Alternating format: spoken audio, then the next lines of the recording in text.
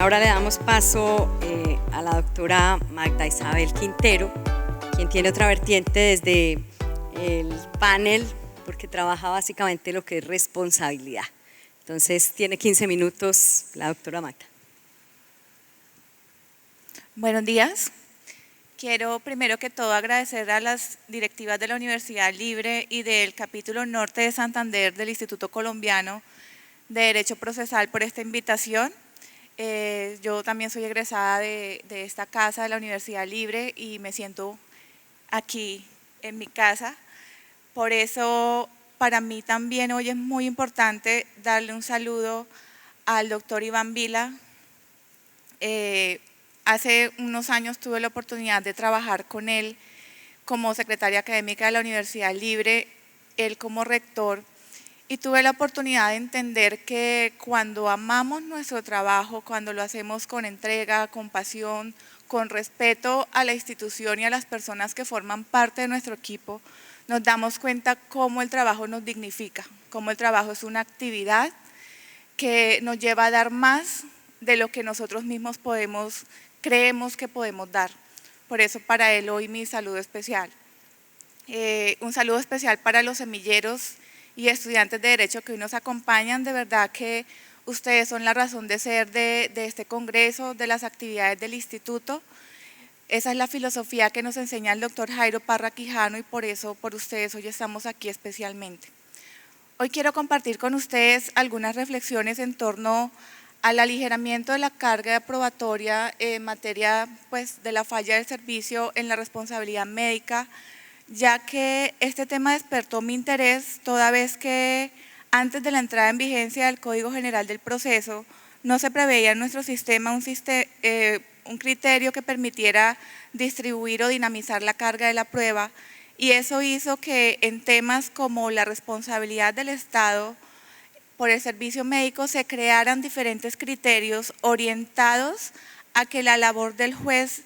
al aplicar la regla de juicio de la carga de la prueba tuviera en cuenta no solo, según nuestro sistema del Código de Procedimiento Civil, quién debía probar cada hecho, sino valorar la conducta de las partes y llevarla a la interpretación de principios constitucionales como la igualdad, la solidaridad, el deber de colaboración,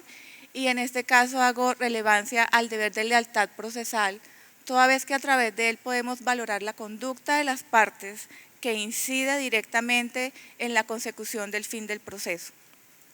En materia de responsabilidad médica del Estado, nuestro Consejo de Estado ha manejado este tema desde el punto de vista de la responsabilidad extracontractual,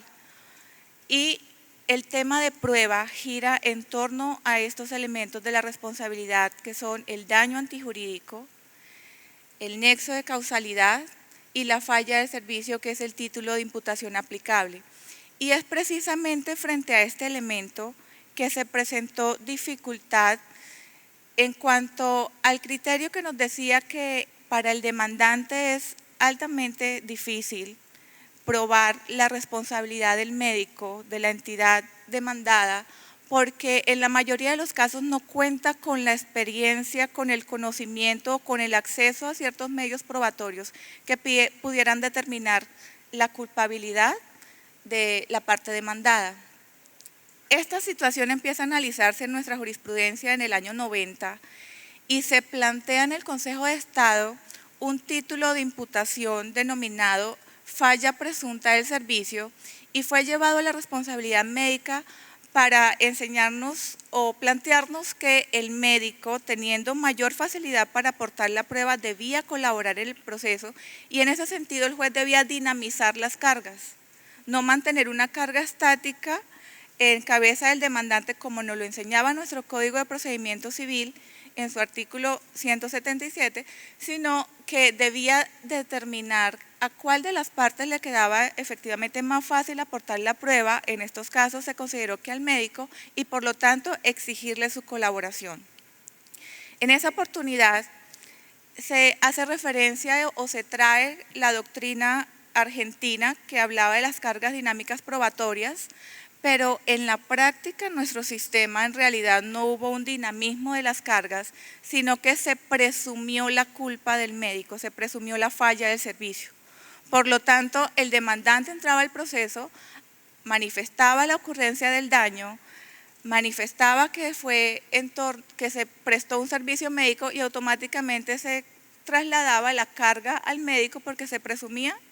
que la existencia de falla. Entonces lo que ocurrió inicialmente no fue un dinamismo, sino una inversión de la carga de la prueba que estaba estática en el demandante y pasa a ser estática en cabeza del demandado. En el año 2000 se revisan estos criterios y se observa que la carga dinámica de la prueba no era aplicable en nuestro sistema, por lo tanto acudir a estos criterios no era procedente, porque además el juez llegaba a la sentencia y ahí era donde le decía al médico, señor médico o entidad demandada, para usted era más fácil la labor probatoria, por lo tanto debió aportar la prueba. Como no lo hizo, no destruyó la presunción de responsabilidad, por lo tanto lo condeno. Esto fue una problemática porque llegar a la sentencia y que en este momento te digan que debías llevar una prueba que nunca llevaste y declararte responsable, pues obviamente es una violación a tu derecho de defensa. Por lo tanto, el Consejo de Estado en el año 2000 plantea un segundo criterio y es decirnos el fundamento de la responsabilidad debe seguir siendo la falla probada del servicio,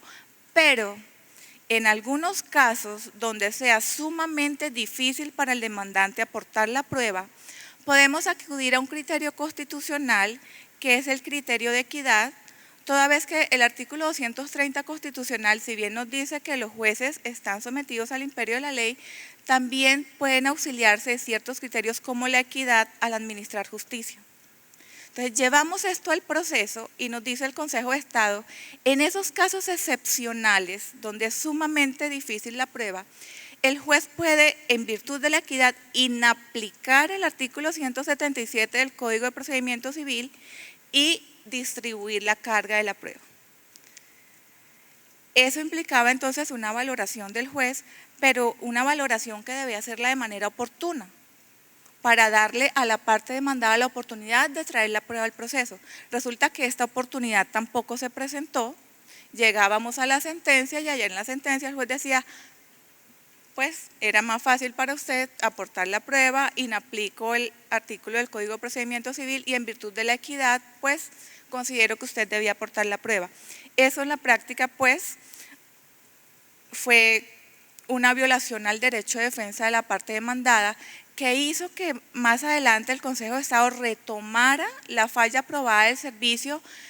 teniendo la parte demandante la carga probatoria de esta falla, pero diciéndole al juez, señor juez, usted tiene que hacer una valoración especial y recuerde que usted tiene en sus manos una prueba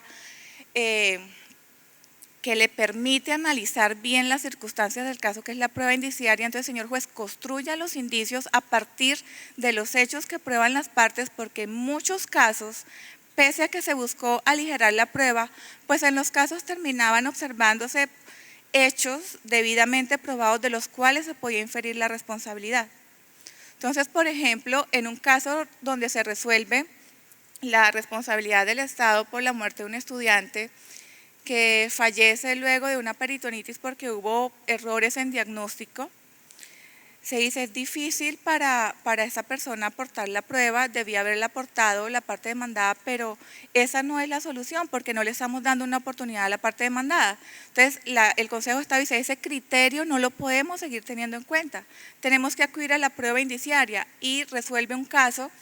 en donde un niño que es atendido por fuertes dolores por insuficiencia renal, luego de la atención médica tiene problemas de movilidad en sus piernas y se le decreta una incapacidad laboral del 24%. En ese caso el Consejo de Estado analiza el caso y observa que si bien para la parte demandante era probar de dónde se derivó esa incapacidad laboral porque no podían deducir cuál fue el procedimiento médico que se hizo mal, el Consejo de Estado encuentra hechos que le permiten inferir la responsabilidad, como por ejemplo que el menor entró con una enfermedad que no tenía nada que ver con el resultado, se le ordenó la aplicación de unas inyecciones y luego pues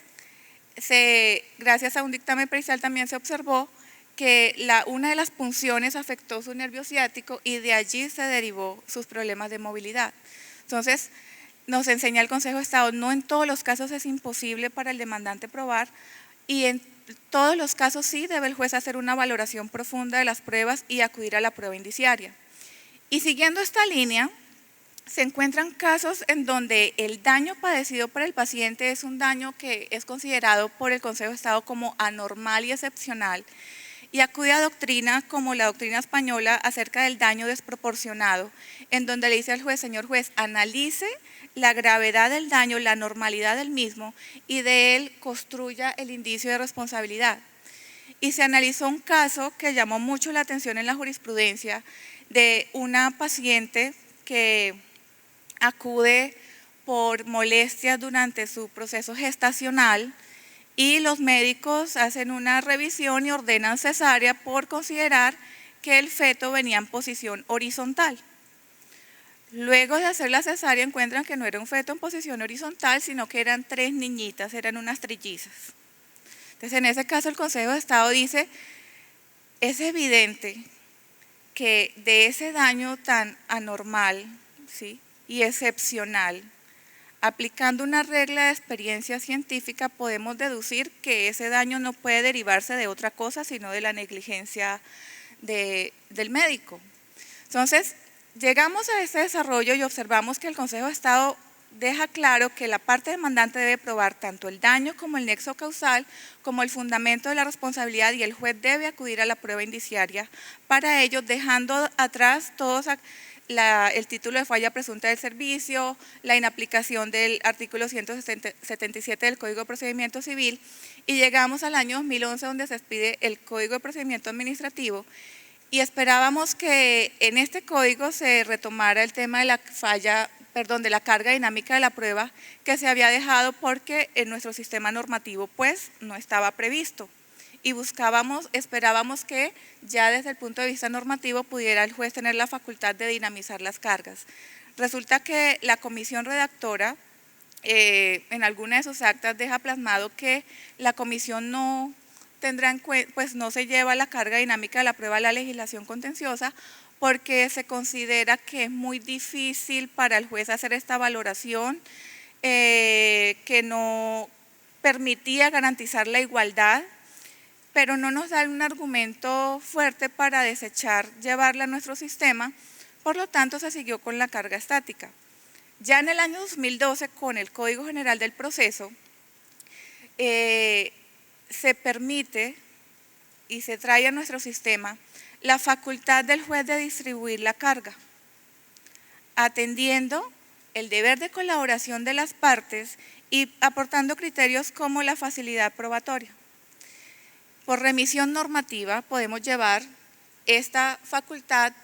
a la jurisdicción contencioso administrativa y retomando todos los criterios anteriores, es importante tener en cuenta que la regla de juicio desarrollada por nuestras instituciones procesales en torno a la carga de la prueba, haciendo una interpretación de la misma desde el punto de vista constitucional, ha sufrido modificaciones. Porque en ese sentido el juez debe tener en cuenta el principio de lealtad de las partes, su deber de colaboración, la solidaridad de las partes del proceso y no tener en cuenta el criterio tradicional en donde la falta de prueba pues llevaba a que el juez tomara la decisión con base en, pues, fallando entonces en contra de la parte que no aportó la prueba, debiendo aportarla. En este sentido, haciendo una interpretación pues constitucional de la carga,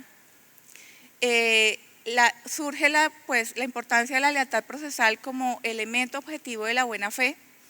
y las partes debemos colaborar con el juez, pero en materia de responsabilidad médica considero que el juez no debe partir de una posición rígida en donde considere que el médico por el solo hecho de ser experto tiene la obligación de aportar la prueba, porque no en todos los casos